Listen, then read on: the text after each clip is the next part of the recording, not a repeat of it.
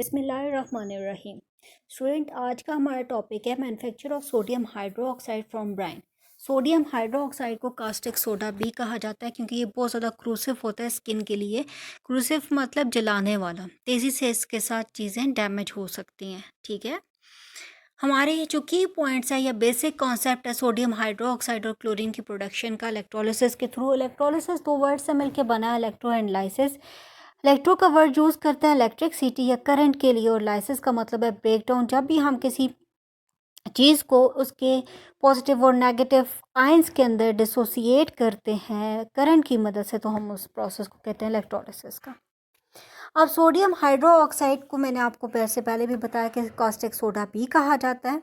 ठीक है, और ये कॉमन यूज बेस है जो हम आम डेली लाइफ में भी इसका इस्तेमाल करते हैं, स्पेसिफिक केमिस्ट्री लैब के अंदर बहुत से प्रैक्टिकल परफॉर्म करने के लिए।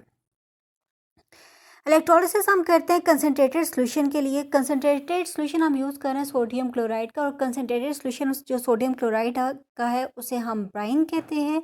इससे हम क्लोरीन गैस, हाइड्रोजन गैस और सोडियम हाइड्रोक्साइड की प्रोडक्शन करते हैं। ठीक है, रिएक्शन हमारे पास क्या होता है कि सोडियम क्लोराइड, ऑब्वियसली अगर हम लोगों ने उसका सोल्यूशन बनाया हुआ है तो उसमें वाटर भी मौजूद होगा।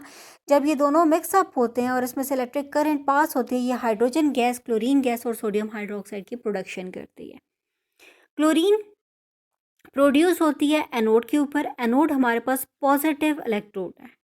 क्लोरीन एनोड के ऊपर क्यों प्रोड्यूस होती है? क्योंकि वो अपने इलेक्ट्रॉन्स एनोड के ऊपर जाके रिलीज कर देते हैं, लूज कर देती है और खुद कन्वर्ट हो जाती है क्लोरीन गैस के अंदर। हाइड्रोजन और सोडियम हाइड्रोक्साइड कैथोड पे प्रोड्यूस होते हैं। ये दोनों नेगेटिव इलेक्ट्रोड्स हैं। तो इसका रीज़न क्या है कि ये नेगेटिव इलेक्ट्रोड पे जाके ये रिडक्शन का प्रोसेस करते हैं, गेन ऑफ इलेक्ट्रॉन्स का प्रोसेस कर रहे होते हैं। ठीक है, अब तीन तरह के सेल यूजुअली यूज़ किए जाते हैं सोडियम हाइड्रोक्साइड को ब्राइन से प्रोड्यूस करने के लिए। कास्टनर केल्नर सेल, जिसे हम मर्करी प्रोसेस भी कहते हैं, नेल्सन डायफ्राम सेल भी कहते हैं, मेम्ब्रेन सेल भी है। लेकिन आपके इस लेवल पे हम लोग पढ़ेंगे नेल्सन डायफ्राम सेल। उसकी डायग्राम कुछ ऐसी है कि आपके पास एक साइड पे एनोड है जो पॉजिटिव टर्मिनल है, दूसरी साइड पे कैथोड है जो नेगेटिव टर्मिनल है। ठीक है, स्टील का कैथोड हमने यूज़ किया, सैचुरेटेड ब्राइन सोल्यूशन डाल दिया।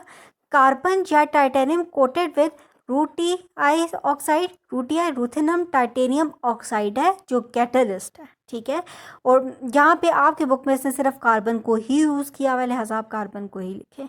पोरस डायफ्राम यूज़ करेंगे, एस्बेस्टॉस और polymer with metal oxide. Porous का मतलब है जिसमें छोटे छोटे सुराख मौजूद होते हैं। ठीक है, डाइल्यूट सोडियम हाइड्रोक्साइड और सोडियम क्लोराइड मौजूद होंगे हमारे पास। ठीक है, अब नेक्स्ट हम इसके प्रोसेस की तरफ चले जाते हैं।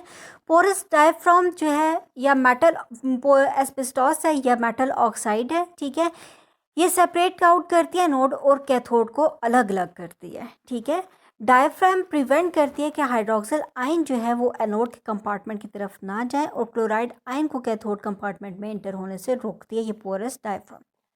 सैचुरेटेड ब्राइन जो है ये इंटर होता है एनोड कंपार्टमेंट में, जहाँ से क्लोरीन गैस प्रोड्यूस होना शुरू हो जाती है। ठीक है, एनोड पॉजिटिव इलेक्ट्रोड है, यहाँ पे हम लोग मोस्टली कार्बन ग्रेफाइट जिसको आप कहते हैं वो यूज़ करते हैं। एनोड रिएक्शन जो है हमारे पास यहाँ पे ऑक्सीडेशन का प्रोसेस होगा। ऑक्सीडेशन हम लोगों ने स्टार्ट ऑफ चैप्टर में पढ़ा था कि ऐसा प्रोसेस है जिसमें लॉस ऑफ इलेक्ट्रॉन होते हैं। क्लोराइड आयन पहले ही क्लोरीन के जो आइटम्स हैं उनके पास जो आयंस जब उसने प्रोड्यूस किया तो वो एफिशिएंट ऑफ इलेक्ट्रॉन है, उनके पास इलेक्ट्रॉन ज़्यादा हैं। तो दो क्लोराइड आयन जब अपने दो इलेक्ट्रॉन लूज कर देंगे तो वो क्लोरीन गैस की फॉर्मेशन करते हैं। ठीक है, और कैथोड नेगेटिव इलेक्ट्रोड है स्टील मैश का। कैथोड रिएक्शन कैसे होगा कि उस पर रिडक्शन का प्रोसेस होगा।